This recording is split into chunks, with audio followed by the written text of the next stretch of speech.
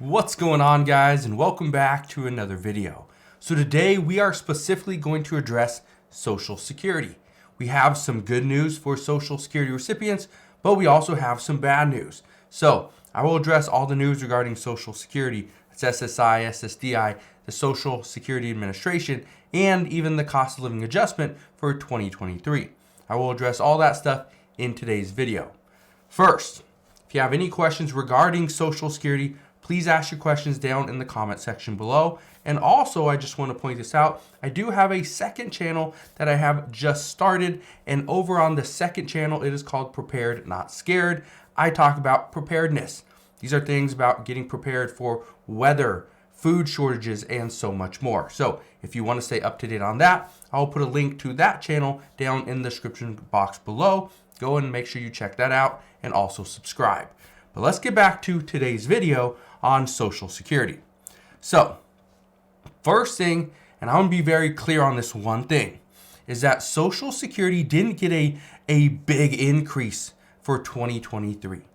President Biden asked for $1.4 billion in additional funding to go just to Social Security. Well, that was about an 11% increase over last year's funding. However, that was denied. That did not get included, so Social Security is still somewhat in limbo. And the Social Security Administration says they understand that it was not included, but they wish Congress would look into this in the near future.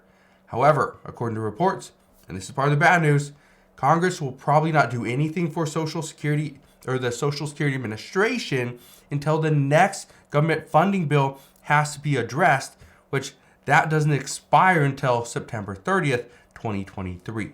So we got a little ways there. Now, I know a lot of people are going to ask, so I just want to get this out of the way. No, there was not an increase of $200 per month to the Social Security beneficiaries. I know President Biden promised this. I know there's a lot of talk that maybe this gets included, but this didn't get included. This didn't get passed. There's no additional benefits outside of the 8.7% cost of living adjustment for 2023. Now, honestly, I don't think Democrats have the power to get a $200 monthly boost for Social Security recipients in 2023. I don't think they do, but that doesn't mean it can't happen. We can see Democrats try to get Republicans on board because, again, this has to be a bipartisan bill. I don't see it happening, but again, it could. So as soon as we get more information on that, I promise I'll bring you that update as soon as possible. Now, here's what we do know, and let's get to some of the good news. Some of the good news is that the cost of living adjustment for 2023 is going to be 8.7%. This will be the largest cost of living adjustment in decades, actually since 1982, so 30 years. Now, the average beneficiary is going to receive roughly $140 extra every single month. In a year, this means that you're going to get about, on average, and I hate throwing this out there, but I know a lot of people, they want to hear it. The average recipient, the average Social Security recipient in 2021 received $1,681 a month. This increase of $140 extra means that these recipients are now going to get about $1,827 a month for 2023. Okay? And let me know, how much is your Social Security benefit? How much do you get every single month? Because I've asked this multiple times before, and from the comments, the average is right about $600 to $700. So it's far from the $1,800 that we are going to see in 2023. But I'm curious, what is it that you do get? Now, this increase is huge. And I say this increase is huge because according to studies and reports from 2022, we saw 4 out of 10 seniors have to dip in and almost drain their savings just to stay afloat this past year. Yeah. Due to inflation, the cost of living adjustment for 2022 of 5.9%, this fell short every single month by roughly $42. At the end of the year, seniors came out about $500 behind simply because of inflation. actually surpassed the cost of living adjustment.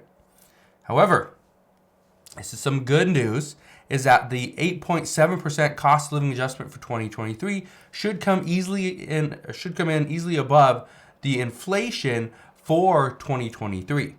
As of right now, we're shooting this, it's December 27th. As of right now, we have inflation at 7.1%. The expectation is that inflation for December, which will come out in the beginning of January, this should come in around 6.8 to 6.9%.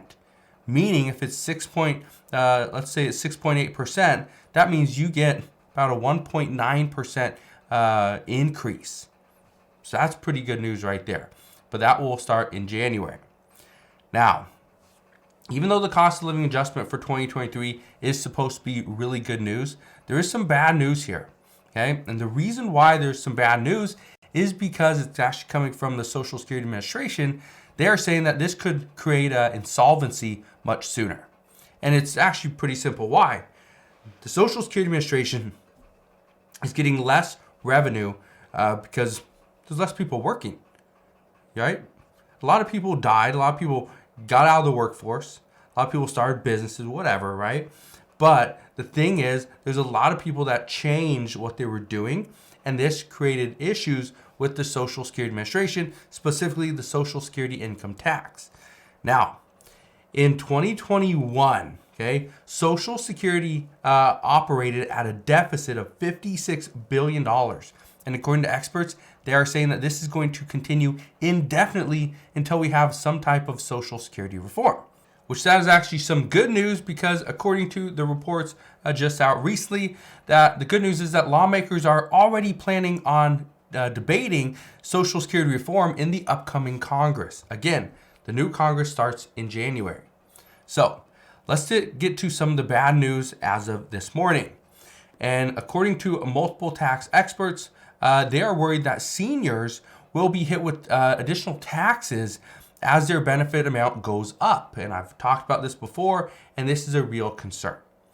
Being that the average recipient is going to receive an additional $1,680 a year, this could result in them being pushed into either a higher tax bracket or simply pushed above the $25,000 per year threshold. Now you're probably wondering, well, what is a $25,000 threshold? Well, any individual that makes over $25,000 per year has to file taxes. If you are a couple, you have to make over $32,000 per year. Just look at this, okay? So right here, tax liability depends on 1, filing status, or 2, combined income, which is defined as the sum of modified adjusted gross income plus 1/2 of Social Security benefits. Here are the details. So, a single taxpayer, if combined income falls between $25,000 and $34,000, up to 50% of Social Security benefits are taxable. If combined income exceeds $34,000, up to 85% of Social Security benefits are taxable. Let me just give you a quick little example here. So let's say you have combined income, it falls, let's say you are at $20 or $30,000, okay? Just flat out $30,000. So you're at $30,000. This means, let's say, and all that comes from Social Security. That means 50% of your Social Security benefits are taxable. That means $15,000 are taxable. Now, if $15,000 are taxable, does that mean you owe $15,000 in income tax? No. This still means at $15,000, you're still in one of the lower tax brackets. So what was that, 12%? I don't know my tax brackets. Again, I'm not a CPA. I'm not a tax expert. But, what are the tax brackets? 2023 tax brackets. So we'd be looking at, I'll pull it up right here. This is just a quick little example. But let's say you make, so you're right here. So at $15,000, right, you'd be paying 12%. Okay, so I don't know exactly what that is. Pull up a calculator really quick, just get an idea. But $15,000 times 12%, you'd be paying $1,800 in taxes. Okay, so just keep that in mind. All right. but that's kind of what we know with that one. The other thing is married people, married taxpayers filing jointly. And again, this is where some people say there's an issue, because some people would rather not get married at an older age because of it's actually a disincentive. Because for married people, you have an asset limit, especially if you're on SSDI. You have an asset limit of $3,000 as a couple or $2,000 as an individual. But if you are both individuals yet you still live together, right? You get $2,000 for you, $2,000 for your, technically you're not really a spouse, but your partner. You get $4,000 as an asset limit. Okay, so it's a little bit different there. But it says right here, if combined income falls between $32,000 and $44,000, up to 50% of your Social Security benefits are taxable. If combined income exceeds $44,000, up to 85% of your Social Security benefits are taxable. All right, so that's what we know regarding taxes. Now, and again, I just want to be very clear on this. This changes things, right? If you just received a boost, and here's the nice thing is, even if you got the additional $140 a month, right? All you're getting is like, what is that? $1,600 a year as additional income. So it shouldn't push you that much higher, but it does a little bit, right? The other good thing is the tax brackets were also indexed with inflation, so they did go up as well. So that's some good news there. Now, another very important thing that you need to understand is regarding your Medicare premiums, because as your income goes up, your premiums could go up as well. Now, according to experts, they say that the higher income earners are going to be the ones that are mostly impacted, but this is still something that we need to be well aware of. Now, I do want to read you this right here. So it says, seniors who are single and have income of less than $97,000 annually, along with those who are married with income below $194,000, will pay the standard Medicare premium of $164.60. Okay, but seniors who earn over those thresholds will pay higher Medicare premiums, ranging from about $230 to $560 per month. Okay, so you can see the difference there. And the other thing I just want to bring up really quick is this right here. For Medicare Part B premium and deductible, it says the standard monthly premium for Medicare Part B enrollees will be $164.90 for 2023. This is actually a decrease from 2022 when it was $170.10, meaning you will save $5.20 every single month. That's some more good news.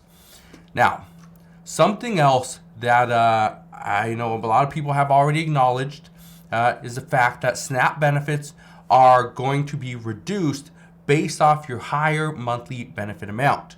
This is true.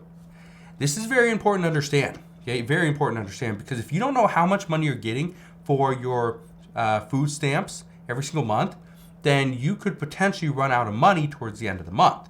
Now, what most people don't realize though is that SNAP benefits also received a cost of living adjustment.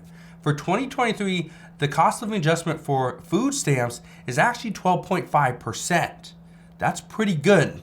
But the reason why a lot of people already know this is because for SNAP benefits, your benefits were already adjusted as of October 1st, because SNAP benefits operates through the fiscal year, which means October 1st through September 30th. So that's what we know regarding that. But that's all we got regarding Social Security and the changes that we are expecting, both the good and the bad news for all the different benefits that are out there. But as soon as we get more information as to potential changes that we will see, I promise I will bring you that video as soon as possible. Again, just want to thank you guys for watching. Have a wonderful rest of your day. Consider subscribing, and I'll see you guys on the next one.